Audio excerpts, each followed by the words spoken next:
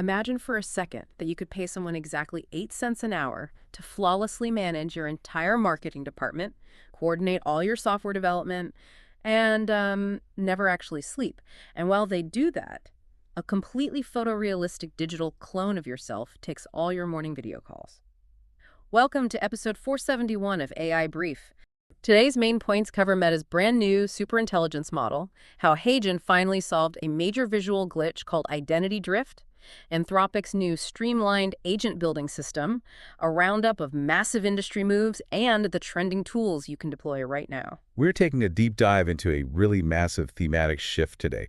For years, the prevailing metaphor was that artificial intelligence was a bicycle for the mind. You pedal, and the machine simply amplifies your human effort. But looking at the landscape today, it feels like that bicycle just grew an engine, installed a navigation system, and decided to drive itself to the store. We are essentially entering the era of pure autonomy. It is a fundamental restructuring of how we interact with technology. Mm. The unifying theme across every single topic we are looking at today is delegation. We are rapidly moving away from giving software granular instructions and moving toward giving it complex goals and just, letting it run. So let us get right into today's new updates, starting with the biggest release. Meta Superintelligence Labs just rolled out their very first model called Muse Spark. For a little context, this is the highly anticipated debut from the division Alexander Wang took over about 9 months ago. That was right after Mark Zuckerberg acquired Scale AI for a staggering $14.3 billion. That is just an astronomical amount of money, and apparently they did not just patch their old systems, they rebuilt their entire artificial intelligence stack from scratch to make Muse Spark happen. The architecture definitely reflects that complete teardown.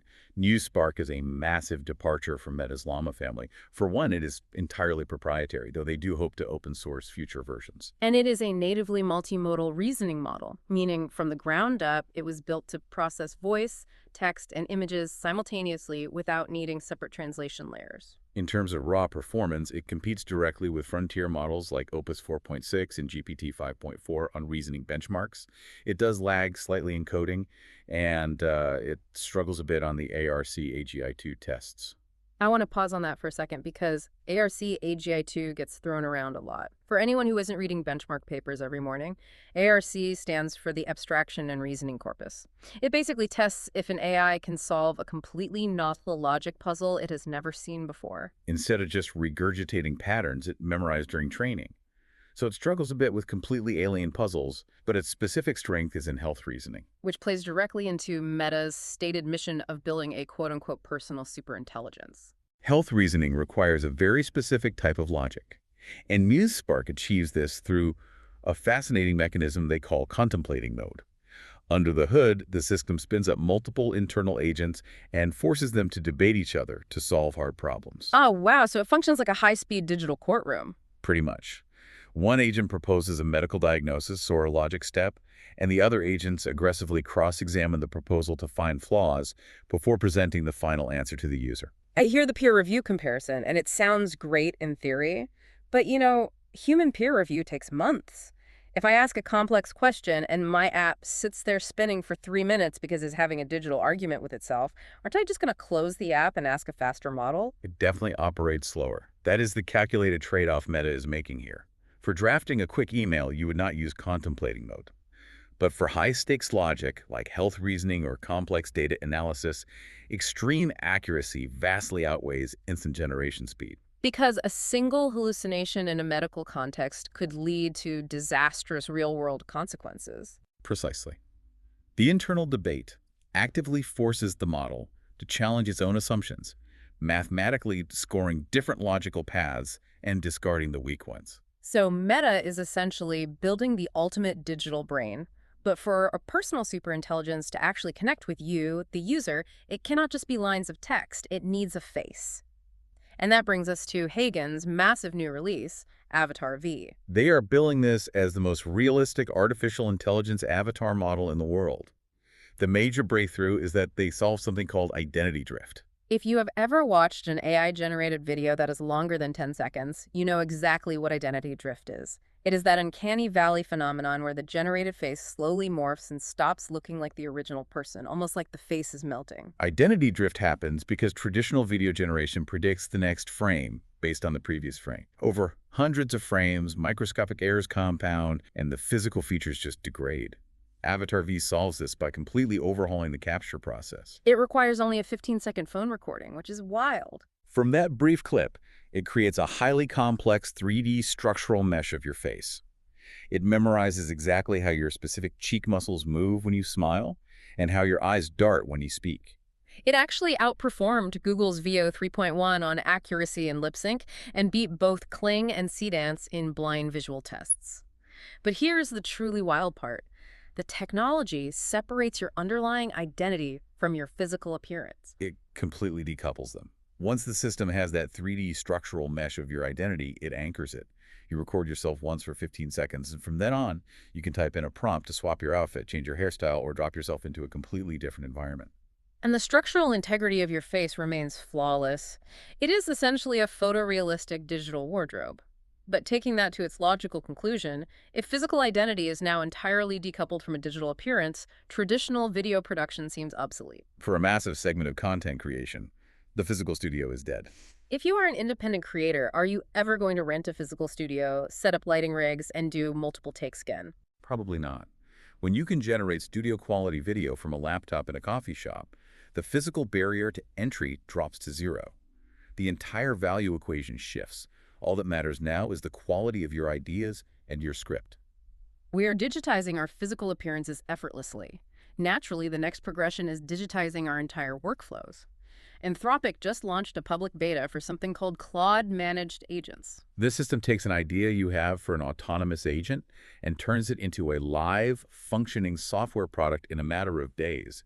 It handles all the invisible back-end plumbing that used to take dedicated engineering teams months to build. The reduction in technical friction is staggering. You simply select the task you want done, the specific software tools the agent needs to use, and the guardrails it must operate within. Anthropic's system handles the hosting, secures the data, and strictly controls what the system can access. And crucially, it solves the context window problem. These agents can work solo on a task for hours without dropping their state. Dropping state is a huge issue with older models. If you ask an AI to book flights, read 50 emails, and reconcile a spreadsheet, usually by hour 2, it entirely forgets what step 1 was. It loses its place. Managed agents maintain a persistent memory architecture, and they are introducing a coordination mode in preview, which acts like a digital general contractor. You do not tell the plumber how to lay pipes. You hire a contractor who speaks the plumber's language, tracks the overall budget, and makes sure the house gets built. One master agent farms out subtasks to specialized agents. Early adoption is already moving fast. Companies like Notion, Asana, and Century are using it. Rakuten deployed managed agents across 5 different operational departments in just about a week. And we have to talk about the cost. You pay based on consumption, which comes out to about 8 cents per hour per agent session, on top of normal API usage fees. That is absurdly cheap. It is, but that introduces a new problem. I mean, at 8 cents an hour, the barrier to entry is basically zero. If every department manager spins up 10 agents, and those agents use coordination mode to spin up sub-agents, aren't companies just going to drown in a chaotic web of software trying to manage other software? That is the core risk of hyperscalability. When deploying an autonomous workforce becomes this cheap, the bottleneck shifts entirely from software engineering to organizational governance. So without strict oversight, you end up with overlapping agents caught in infinite loops. Endlessly delegating tasks back and forth to each other. Successful enterprises are going to be the ones that design incredibly rigid, clear hierarchies for their automated systems. Let us actually take a deliberate breath here. I want to slow things down and step away from the individual models for a moment. To really understand where this is all heading, we have to look at everything else in AI today. That is a necessary pivot. The strategic maneuvers and the capital flowing behind the scenes require a much more measured and deliberate look. The capitalization of these agentic systems is accelerating at a pace that is, frankly, difficult to track. Perplexity, for instance, has recently reached an estimated $450 million in annual recurring revenue. That represents a 50% jump in just one single month. A 50% jump in 30 days for a company already at that scale is almost unheard of. This growth is being heavily driven by their new computer agentic system and their strategic pivot toward usage-based pricing models. They are no longer simply selling a subscription. They are selling actual computational labor. To accelerate that momentum even further, Perplexity has announced their billion-dollar build competition. It is an 8-week structural challenge. The goal is to construct a viable company with a mathematically sound path to a $1 billion valuation using solely the Perplexity computer system. The deadline to register for that is April 14th. The reward is a $1 million seed investment plus $1 million in computer credits divided among up to 3 winners. 10 finalists will actually present their companies live on video. This massive leap in recurring revenue fundamentally proves that these systems are no longer experimental toys. They are already generating serious capital. The competitive maneuvers at the executive level are equally intense. Elon Musk has formally amended his lawsuit against OpenAI.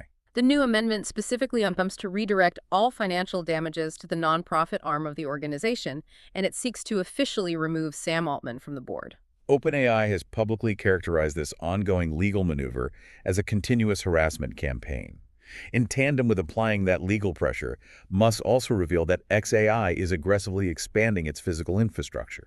They currently have 7 new models training simultaneously on the Colossus 2 supercomputer. This includes massive new systems featuring 6 trillion and 10 trillion parameters. Parameter scale determines how many nuanced connections the AI can make between different concepts.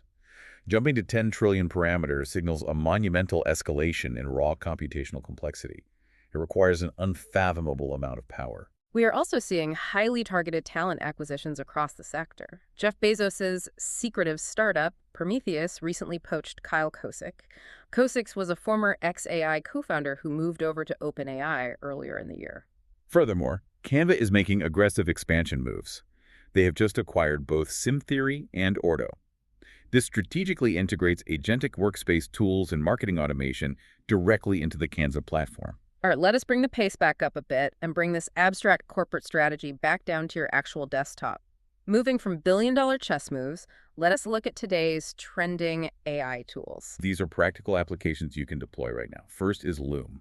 Their newest update automatically creates Jira tickets directly from your screen recordings. Oh, wow. So it analyzes the video, isolates the bug, and completely eliminates the need to manually write out bug reports. Exactly that. Next on the list is Lessy, which is a platform that completely automates personalized outreach and follow-ups.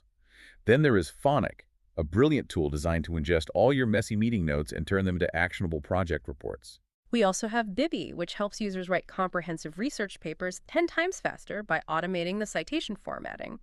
And of course, the 2 major foundational releases we analyzed earlier. Meta's Muse Spark for multimodal reasoning, and Heijian's Avatar V for generating studio-quality video avatars. Finally, there is Clicky. This is an open-source AI teacher that essentially lives right next to your mouse cursor, providing real-time guidance based on whatever application you happen to be using. When you look at this entire list collectively, a very clear picture emerges. They all target the repetitive busywork of modern jobs. They strip away the administrative friction, leaving only the high-level strategic thinking for you, the human operator. Delegation is no longer strictly a human-to-human interaction. Delegating complex tasks is becoming the baseline requirement for simply interacting with your software. And that brings us full circle.